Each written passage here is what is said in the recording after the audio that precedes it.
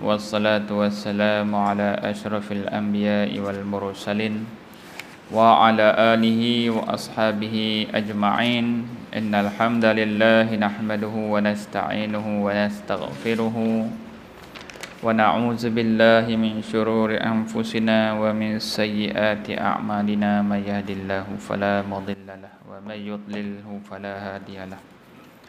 Asyhadu an la ilaha illallah wahdahu la syarikalah wa asyhadu anna sayyidana Muhammadan abduhu wa rasuluhu. Allahumma salli ala sayyidina Muhammad wa ala alihi wa ashabihi ajma'in. La hawla wa la quwwata illa billahil aliyyil azim. La hawla wa la quwwata illa billahil aliyyil azim. La hawla wa la quwwata illa billahil aliyyil azim. Tuan-tuan, puan-puan yang dirahmati Allah, alhamdulillah pada pagi ini sambungan pengajian kitab Idaman Penuntut. Sambungan kita perburuan dan sembelihan. Kat situ. Bismillahirrahmanirrahim.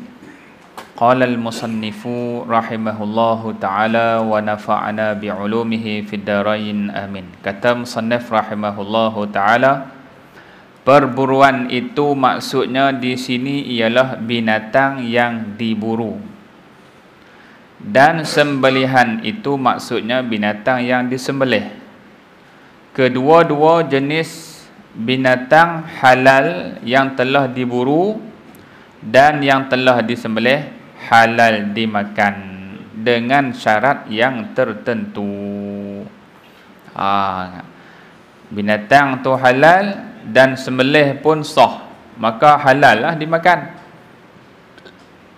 Sandaran daripada bab ni Allah Ta'ala sebut dalam surah An-Nisa, wa iza hadaltum fastadu. Apabila kamu telah bertahallul, dah selesai buat haji, fastadu. Fastadu tu makna bolehlah kamu berburu. Jadi perburuan ni disebut oleh Allah Ta'ala dalam Al-Quran. Maka bolehlah, mana binatang yang halal dimakan dan sembelihan pun sah, halal dimakan binatang tu. Syarat orang yang menyembelih dan yang memburu itu ialah orang Islam atau kafir kitabi, sama ada Yahudi atau Nasrani. Kafir kitabi ni soalan dia lah ni ada ke? Ada soalan lah. Dan siapa kafir kitabi? Kafir kitabi ni sama ada Yahudi dan Nasrani. Kafir yang mengamalkan ajaran kitab Taurat dan Injil yang asal, yang tak berubah. Yang tu kitab tu dia berubah, tuan-tuan. Kan setiap versi tu tak sama. Dia berlaku perubahan oleh pendeta-pendeta mereka lah. Jadi kalaulah ada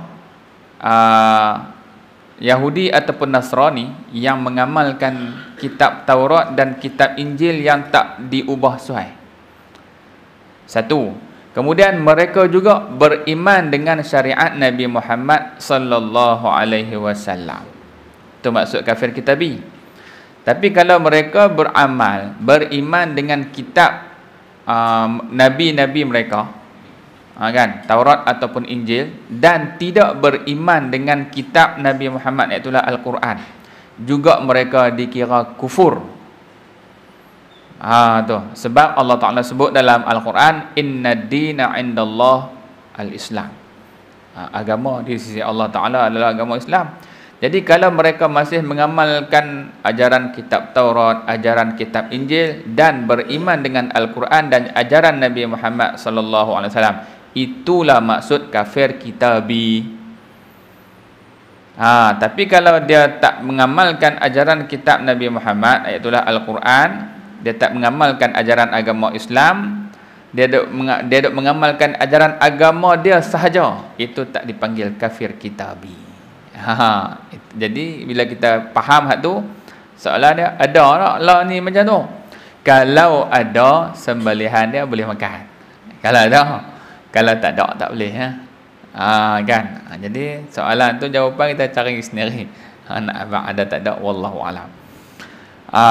Tu dia kata lagi tak, syarat orang sembelih tu Islam ataupun kafir kitabi. Mana kafir yang mengamalkan Taurat ataupun Injil beserta dia mengamalkan dan beriman dengan Al-Quran tu sekali. Tu maksud kafir kitabi. Maka haram dimakan sembelihan atau buruan kafir majusi. Majusi ni kafir menyembah api. Wasani, kafir menyembah berhala. Kafir yang tiada mempunyai kitab dan orang kafir yang tiada mempunyai kitab dan orang murtad. Wal-iyazzubillah, keluar daripada agama Islam. Yang ni kita tak boleh makan sembelihan dia. Orang majusi, wasani. Wasani ni sembah berhala. Yang tak ada kitab. Kafir yang tak ada kitab. Kitab samawiyat ni. Kafir yang kita kata agama mereka sendiri. Dan orang murtad, keluar daripada agama Islam. Asal Islam kemudian keluar. Yang tu mereka ni sembelihan mereka tak boleh makan. Dia tak jadi halal. Sembelihan dia tu kira jadi haram lah bagi orang Islam nak makan. Rukun sembelihan itu 4 perkara. Pertama, sembelih, yakni ada perbuatan memotong ataupun ada perbuatan yang melukakan haiwan tadi yang membawa kepada mati. Tu yang pertama. Yang kedua, alat sembelih iaitu pisau dan sebagainya. Pisau dan sebagainya ni senapang boleh, senapang. Kan? Dalam kitab Matla'il Badarain kata senapang menghanguskan. Syekh kata lah. Kemudian ada sebahagian ulama ulama mutaakhirin lah, dia bukan menyangkal kenyataan Syekh, cuma dia kupas semula. Dia kupas semula, dia kata senapang tu, dia haiwan yang mati ditembak dengan senapang bukanlah mati kerana dia hangus. Yang tak boleh ni menghanguskan. Tapi senapang ni dia bukan hangus, memanglah dia nampak macam hangus, tapi sebenarnya dia mati bukan kerana hangus, dia mati kerana peluru. Bahkan itu lagi cepat mati. Jadi ulama mutaakhirin ni kata sembelihan menggunakan dia kata alat sembelih tu kalau memburu pakai senapang hukum dia halal makan. Tu jadi halal makan, boleh, tak ada masalah. Panah, tombak, tu alat lah tu. Sekarang ni orang buru pakai senapang boleh tak? Hukum dia boleh. Hukum dia boleh. Tu kata alat tu. Yang ketiga, binatang yang disembelih. Dan yang keempat, orang yang menyembelih. Dia ada orang yang sembelih. Binatang yang boleh disembelih dengan senang hendaklah dipotong dengan diputuskan halqum, iaitu jalan nafas, dan diputuskan mari, saluran makanan, dan kedua-dua urat merehnya. Dan kedua-dua urat merehnya. Dia ada jalan nafas, saluran makanan, dan urat mereh ni saluran darah kiri kanan tu. Binatang yang sukar hendak disembelih dengan sebab liar, boleh dilukakan di mana-mana tempat yang boleh mematikan dia, sekalipun bukan di lehernya. Ni contohnya, dia ada dua. Satu haiwan yang jinak, satu haiwan yang liang. Haiwan jinak, ketika nak berlaku sembelihan ni, dia jadi liang, dia lari, ataupun dia jatuh telaga, dikhawatiri lemah dan mati. Rugi, seekor katalah lembu, bukan murah tuan-tuan, 5,000, 6,000, mati lagu tu saja. Jadi dalam keadaan lagu tu, boleh tak kita nak sembelihan, kita nak sembelih cara bukan biasa. Biasa sembelih kat tengkok lah. Hak ni contoh jatuh telaga contohnya. Kita boleh ambil pedang ke, tombak ke, tikam di jantung dia. Tikam, kata ulama, tikam di jantung dia supaya dia segera mati. Tak boleh nak sembelih cara biasa. Pasal apa? Satu, macam keadaan tadi jatuh telaga, nak angkat Makna proses nak angkat tu boleh membawa kepada mati contohnya. Tu satu. Yang kedua dia liak. Liak sangat ni. Kalau ada orang kena tenduk, ada orang yang kena tendang ligan tak dapat, lalas kali dia boleh ambil senapang tembok di tempat yang dia segera mati. Tu dia kata tu boleh dilukakan di mana-mana tempat yang boleh mematikan. Jadi ulama kata boh kat jantung dia. Kalau nak tikam dekat jantung dia. Kan, kalau nak tembak pun bahagian yang dia cepat mati. Jadi bila dia mati dalam keadaan lagi macam tu, walaupun bukan di lehernya, hukum dia sah sembelihan tadi. Dengan syarat yang tembak tu orang Islam, jangan bukan orang Islam. Kalau bukan orang Islam tembak tak boleh kan, ataupun orang gila. Tu kita kata sembelihan cara yang biasa, dia potong tengkok kan, ada potong dekat tengkok dia, tarik sampai putih, halkum, nafas dan mereh. Termasuklah dalam kumpulan ini, kumpulan haiwan yang kata liak tadi ni, kerbau liar dan binatang-binatang perburuan seperti rusa, kijang, burung dan seumpamanya.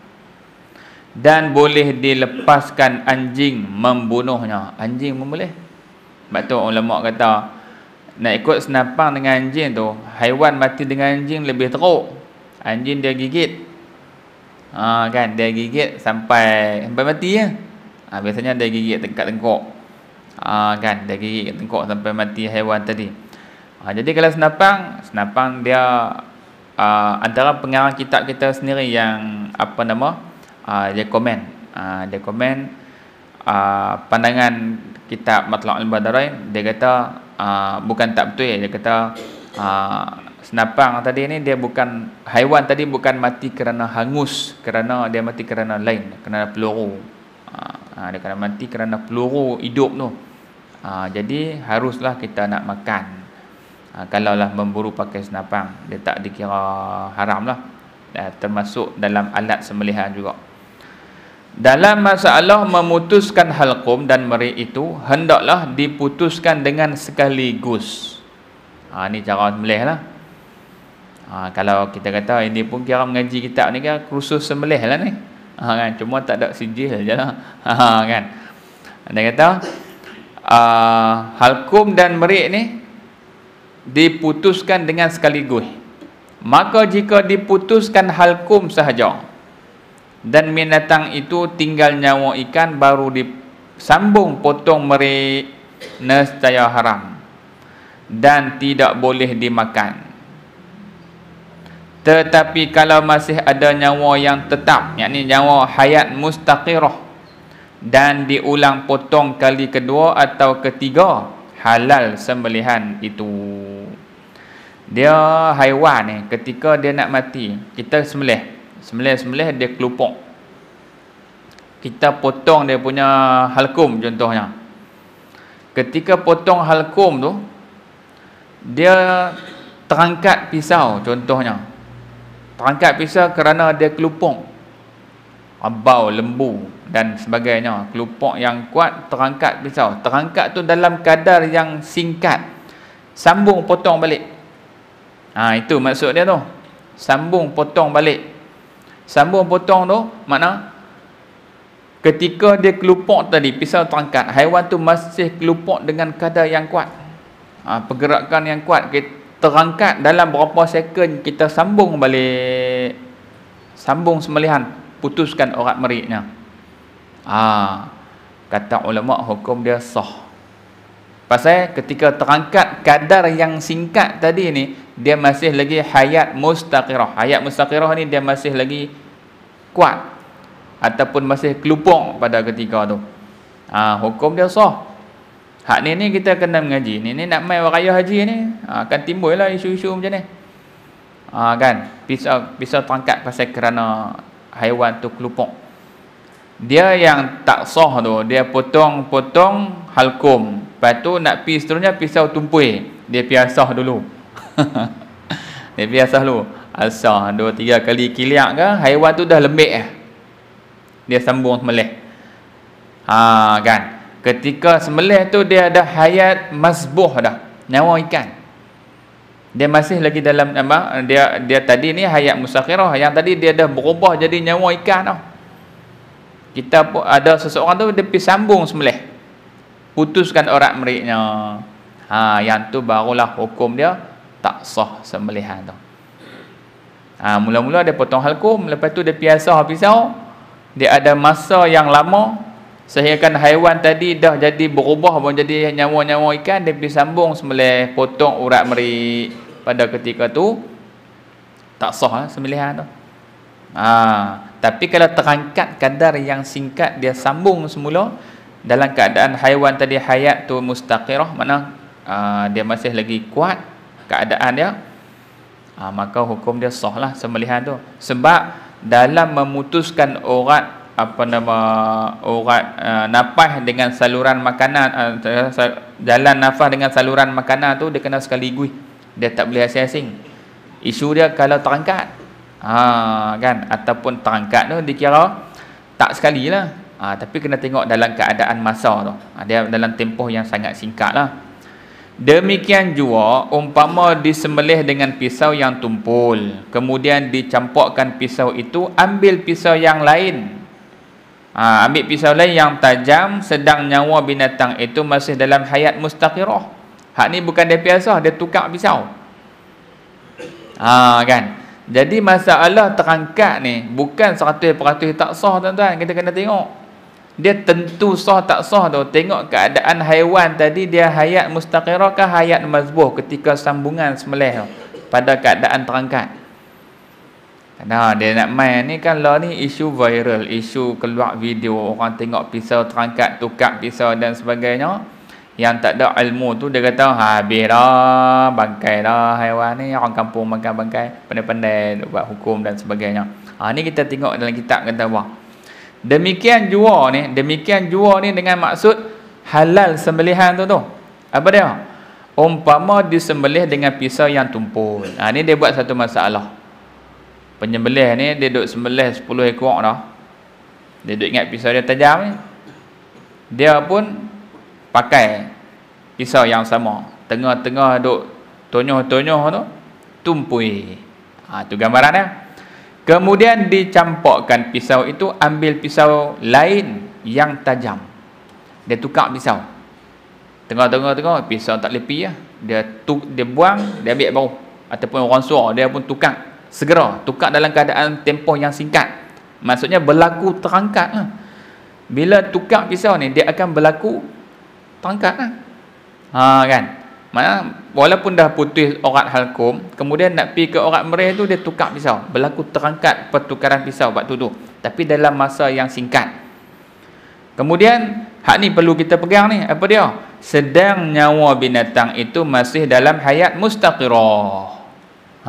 Kan, keadaan dia terangkat pisau ataupun tukar pisau tadi, haiwan tadi masih lagi dalam hayat mustaqirah. Hayat mustaqirah ni mana? Dia masih lagi kuat. Kan, masih lagi kuat haiwan tadi ni. Atau dengan segera mengambil pisau tajam itu. Tu kalau pisau terjatuh ataupun dia tukar tadi ni, sah sembelihnya dan halal dimakan. Kan hayat mustaqirah ni iaitulah haiwan tadi dah lembek dah. Kan, dah lembek dah. Dah kalau kita tak sambung sembelih pun dia akan mati. Kan. Tu nama hayat mazbuh lah. Ni baru tadi dia cerita hayat mustaqirah, kemudian dia nak cerita hayat mazbuh pula. Binatang yang teruk sampai ke darjat hayat mazbuh, yang ni tinggal nyawa-nyawa ikan. Hayat mazbuh ni nyawa ikan. Dengan sebab sakit atau sangat lapar, halal disembelih sekalipun darahnya tiada memancut dan tidak ada gerakan yang kuat. Tadi ni, yang ni isu lain. Ni isu lain ni, dia nak cerita haiwan yang sakit. Kan, lembek, tak lalu makan. Kan, kambing ke, lembu, kerbau. Dia sakit ataupun dia sangat lapar. lembek dah, tak bertenaga dah. Kemudian tuan dia tengok, hang ni kalau biak mati, dia pun sembelih. Mana dia kata haiwan yang sakit, yang duduk dalam keadaan nyawa ikan, kemudian orang tu pun pergi sembelih. Dia kata hukum dia halal disembelih sekalipun darahnya tiada memancut. Dia darah mancut tu. Biasanya haiwan bila dia dalam keadaan hayat mustaqirah, gerakan dia masih kuat, dia masih kelupuk dalam keadaan yang masih kuat, jantung dia pam laju. Jantung dia pam laju. Bila kita sembelih dia akan memancut darah. Haiwan yang mazbuh, mana dia duduk dalam nyawa-nyawa ikan, jantung dia dah lemah. Bila sembelih, darah dia tak memancut. Ada setengah tu tak keluar tu. Ada berlaku 2 tahun lepas. Orang tu, ni bukan haiwan tu sakit, haiwan tu sihat. Tapi ketika duk ikat dia tu, kaki ikat, tengkuk dia tarik naik ke atas, kemudian yang si penyembelih tu duk baca nama yang nak buat sembelih. Punya lama. Sorang. Lama tak? Lebih daripada berapa minit. Dia baca. Dia potong-potong, tak keluar darah langsung. Haiwan tadi sengap, pasal apa? Kena ikat. Hak tu memang haiwan tu mati bukan sembelih. Dia mati kerana tercekik. Dia pun ikat tengkuk dia. Kena hati-hati. Si penyembelih pun jangan duk lama-lama sangat. Dia baca sekali egonya, niat untuk mereka ataupun mereka yang buat korban tersebut, tengok nama tu, jalan. Baca sebelum tu pun boleh. Baca sebelum tu, dia tengok nama, okey, jadi dia niat, dia sembelih niat bagi penama yang tersebut, jalan. Ni waktu tu baru nak baca hak semua tu, kena ramai baca seorang-seorang sekali dengan bin apa semua. Haiwan tadi ni duk terikat ni, tengkuk kena ikat lah. Sembelih darah tak keluar. Pasal apa darah tak keluar? Jantung dah berhenti. Macam mana darah nak keluar? Dia tak pam. Yang darah memancut tu, dia mati, memang jantung dia masih lagi duk berdegup. Sebab tu dia akan press darah tu keluar memancut. Tu mana tanda-tanda haiwan tu mati kerana sembelih. Tapi kalau sembelih darah tak keluar, ni haiwan yang tak ada keadaan macam sakit ni lah. Maksudnya jantung dia berhenti dulu sebelum dia sembelih. Maknanya dia mati dulu lah. Bila mati dulu, itu bukan dia sembelih, dia mati kerana sembelih, mati kerana yang lain lah. Maka hak tu jadi bangkai.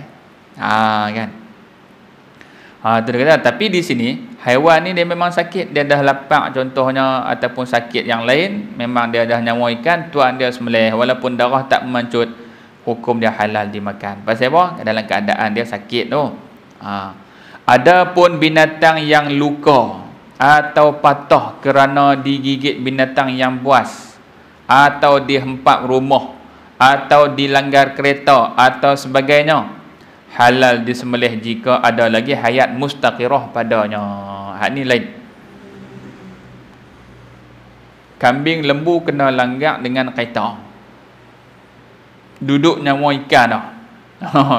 Lembek dah.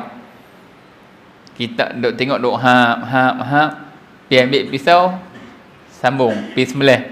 Hak tu tak sah dah. Pasal apa? Pasal syarat bagi haiwan yang macam ni, dia kerana gigit binatang buas ke, rimau, kena gigit dengan rimau contohnya, ataupun dia terkena hempap pokok ke dan sebagainya lah, kena langgar kereta mutu. Haiwan tadi masih lagi hayat mustaqirah. Hayat mustaqirah ni makna dia masih ada gerakan yang kuat, dia masih lagi boleh hidup dalam tempoh beberapa jam, tapi dia cacat. Contoh lembu patah kaki depan dua-dua, ataupun 4 kaki patah, kena langgar dengan lori, hidup kita pergi pegang dia kelupuk kuat Hak tu untuk orang kata, kalau tuan dia kata tak apa ni, nak belah bayar, nak heret pergi mana bayar, sembelih sembelih. Maknanya dia masih lagi hidup ataupun gerakan masih lagi kuat. sembelih pada ketika tu hukum dia halal. Kan. Tapi kalau nyawa ikan, contoh ayam kena lenggak, dia kata sayangnya ayam ni, ayam bepok ni, pi sembelih tu dah lembek dah, tak payah pegang dah, nyawa ikan dah. Yang tu tak sah. Pasal apa? Memang dia nak mati dah. Pasal dia mati kerana yang lain, dia mati kerana dilanggar. Sebab syarat sembelih ni dia mesti kena mati kerana sembelih, tak boleh mati kerana yang lain. Dia kalau mati kerana yang lain tu tak sah. Kemudian dia kata yang dikatakan hayat mustaqirah itu alamatnya ada gerakan yang kuat atau darahnya memancut bila dipotong lehernya. Yang tu lah. Nak tahu hayat mustaqirah pada haiwan tadi, haiwan yang bukan jenis haiwan yang sakit lah. Mana haiwan yang sihat ni, bukti dia tu ketika kita sembelih dia masih lagi hayat mustaqirah, ada gerakan yang kuat. Lembu pun kalau kita sembelih 2-3 orang duduk atas dia beringgut kan, sekali dia cendas pelanting, nak abang kata ketika tu dia masih lagi kuat, hayat mustaqirah. Kan, tengok yang satu tempat yang buat tu, dia angkat kepala, dia tarik naik ke atas, kaki 4-4 dia ikat, sengap terus lembu kan, rupanya dia dah tercekik. Kan, hati-hatilah yang tu. Sedangkan Nabi pun sebut, wa idza qataltum fa ahsinul qitlah, apabila kamu nak menyembelih fa ahsinul qitlah, mana sembelih keadaan yang paling baik. Kan, makna paling baik ni apa? Segera mati dan tidak mencederakan haiwan itulah sebelum dia mati tu. Kan, ini macam-macam lari, tendang dan sebagainya, perbuatan yang tak elok ni tu.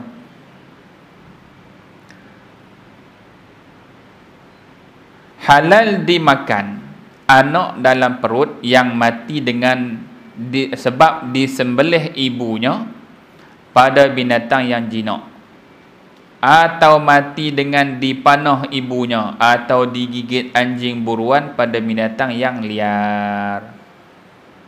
Kan, tiba-tiba lapah-lapah ada anak dalam perut. Kemudian anak tu mati sekali ibu dia.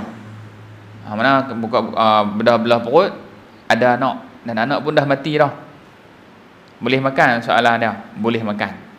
Jika ibu dia tu mati dengan sebab disembelih, dipanah ataupun digigit oleh anjing buruan Sekiranya di lapah perut ibunya didapati anak dalam perut itu hidup. Hidup ni hayat mustaqirah, dia masih lagi kelupuk ataupun boleh berjalan contohnya. Macam dia masih lagi hidup dalam, kita kata ada gerakan yang kuat. Hukumnya wajib disembelih anak itu. Maksud anak itu ialah anak yang sudah ditiup roh padanya. Tinggal apa bulan lagi, apa hari lagi nak beranak contohnya kan. Anak tu memang duk hidup dah dalam perut ni. Sembelih ada anak. Kan, jadi anak tadi ni masih lagi ada gerakan, masih ada gerakan boleh hidup. Dia tak boleh makan lagu tu, dia kena sembelih kalau dia nak makan. Ni dia cerita yang tadi ni, jika ada anak dalam perut dan dia mati dengan ibu dia, mungkinlah pada ketika tu usia kandungan masih lagi muda. Tengok-tengok ada janin, ada anak dalam perut tapi mati dah. Boleh makan, tak ada masalah. Tak payah sembelih dah tu. Adapun yang belum, seperti daging seketul dan darah sebuku, yang ni belum ditiup roh ni, dia masih lagi dalam bentuk daging seketul ataupun darah sebuku, tiadalah halal dimakan menurut qaul yang muktamad. Pendapat yang muktamad, kalau dalam bentuk darah seketui, daging seketui, belum lagi ditiup roh, tak boleh dimakan. Itu kena buang lah. Kemudian sunat-sunat sembelih itu 5 perkara. Pertamanya, sunat diasah pisau supaya cukup tajam. Mana pakai pisau yang tajam lah. Yang kedua, pada binatang yang lehernya panjang seperti unta dan angsa, sunat dipotong pada pangkal lehernya supaya senang rohnya keluar. Pangkal leher dekat bawah, bukan kat dekat dengan dia punya paruh dia tu. Kan, angsa lagi baik, bangau, Dan binatang yang bertengkuk panjang